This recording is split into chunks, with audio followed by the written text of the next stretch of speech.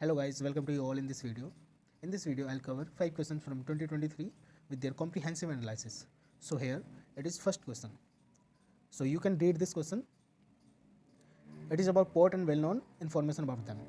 So पहला है हमारा Kamarajar port, Mundra port, Visakhapatnam port. So सबसे पहले हम इसकी लोकेशन देख लेते हैं कि Mundra port just north to the Kandla port, Visakhapatnam port in Andhra Pradesh और जो एन्नौर पोर्ट है या फिर कहें कि आपका कमजार पोर्ट है ये आपका just north to the Chennai port. So here Kamarajar port की बात करें तो ये जैसा अब मैंने अभी आपको बताया कोरोमंडल कोस्ट के ऊपर है और it is 12th major port of India and the first port in India which is public company. So from here the first statement would be true, like port in India registered as a company. So after that Mundra port is India's first private port, largest container port, largest commercial port located on the northern shores of Gulf of Kutch near Mundra, Kutch district of Gujarat. So Mundra is just north to the Kandla port and it is privately owned, largest privately owned port. So second statement would be true also. So first is true and second is true, and third is Visakhapatnam port, the largest container port of India. So that is very wrong statement. देखो जैसे यहाँ लिखा है कि largest container port तो ये Mundra port है, ना कि विशाखापट्टनम पोर्ट. विशाखापट्टनम मुंड्रा पोर्ट से पहले जो लार्जेस्ट कंटेनर पोर्ट था वो था जवाहरलाल नेहरू पोर्ट, लेकिन जब से मुंड्रा पोर्ट एक प्राइवेटली ओन पोर्ट बनाया तो उसके बाद से लार्जेस्ट कंटेनर पोर्ट जो भी है वो मुंड्रा पोर्ट हो चुका है. लेकिन अगर हम बात करें कि ऐसा लार्जेस्ट कंटेनर पोर्ट जो कि स्टेट ओन है, मतलब जैसे स्टेट ऑपरेट करती, तो वो हो जाएगा आपका जवाहरलाल नेहरू पोर्ट जो कि महाराष्ट्र में है. जैसे कि मैंने यहाँ दिखाया जवाहरलाल नेहरू पोर्ट एंड मुंबई, ये दोनों महाराष्ट्र के अंदर हैं. उसके हम बात करें विशाखापट्टनम पोर्ट के बारे में तो ये भी जो 12 हमारे मेजर पोर्ट्स हैं उनमें से ही एक है, the only major port of Andhra Pradesh. ये थोड़ा इंपॉर्टेंट हो जाता है, ये आप देख लेना. उसके बाद लार्जेस्ट ऑन ईस्टर्न कोस्ट, ये थोड़ा इंपॉर्टेंट है. उसके बाद हम बात करेंगे सेकंड क्वेश्चन की. सेकंड क्वेश्चन में स्टेटमेंट्स हैं. Jhelum river pass through Wular lake, Krishna river directly feed Kolleru lake, meandering of Gandak river formed Kanwar lake. So from here first of all we will talk about Jhelum river. So what is the source of Jhelum river? That is Verinag. और दाल lake और Wular lake दोनों ये feed करती है. ये दाल lake जो Wular lake है आपकी ये जम्मू कश्मीर में है और जो झेलम रिवर है वो आपकी इंडस रिवर की ट्रिब्यूटरी है. बात करेंगे इसके बाद हम कृष्णा रिवर की. तो सेकंड स्टेटमेंट थी कि जो कृष्णा रिवर है डायरेक्टली फीड करती है कोलेरू लेक को. तो ये बिल्कुल स्टेटमेंट बिल्कुल राइट है. और कोलेरू लेक के बारे में एक और इन्फॉर्मेशन है, like this is the largest shallow water lake of the Asia. यहाँ पे याद रखना. और ये आंध्र प्रदेश में है. और हम बात करें कृष्णा रिवर की तो कृष्णा रिवर का जो सोर्स है वो है महाबलेश्वर और जो जहाँ पर ड्रेन होती है वो है माउथ है इसका बे ऑफ बंगाल. ओके. उसके बाद हम बात करेंगे Gandak river, that is also known as Narayani river. ये नेपाल से आती है और इसका जो मोस्ट ऑफ कैचमेंट एरिया है वो नेपाल में ही सिचुएटेड है. और हम बात करें ये ट्रिब्यूटरी है, left bank tributary of Ganga. और कन्वर लेक है जो ये जब from Kanwar lake oxbow lake Bihar, तो कन्वर लेक बिहार में है और एक ऑक्सबो लेक है जो कि मिएंडर से बनती है. So third statement will also true. After that consider the following jackfruit, mahua and teak.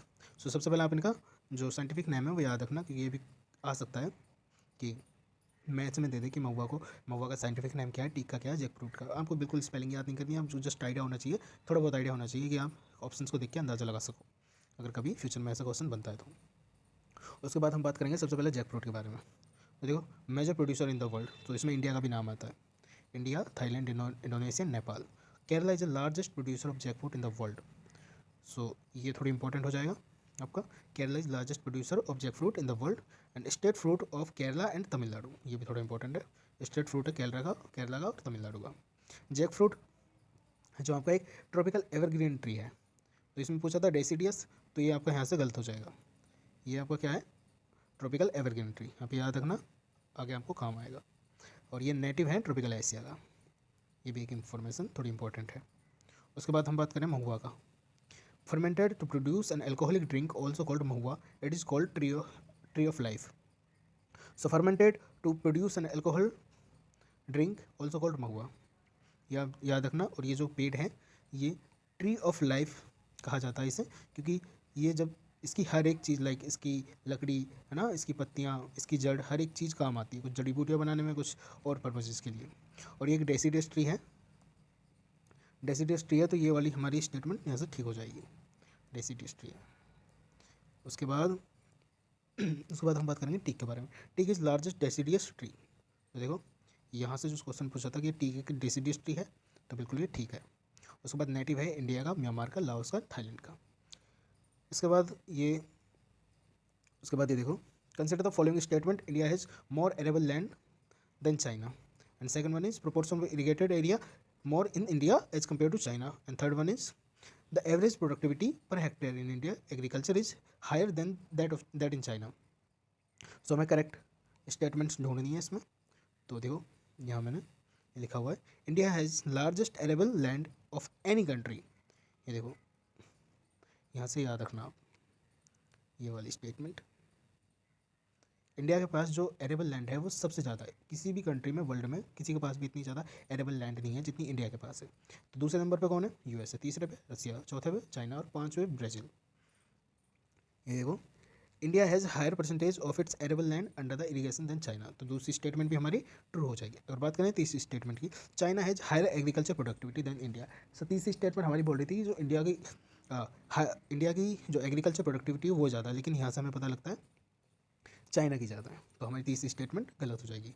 तो इस वाले क्वेश्चन में हमारी सिर्फ दो स्टेटमेंट ठीक हैं, पहली और दूसरी, और तीसरी वाली गलत हो जाएगी। तो इसमें आंसर आ जाएगा बी, क्योंकि करेक्ट पूछा था।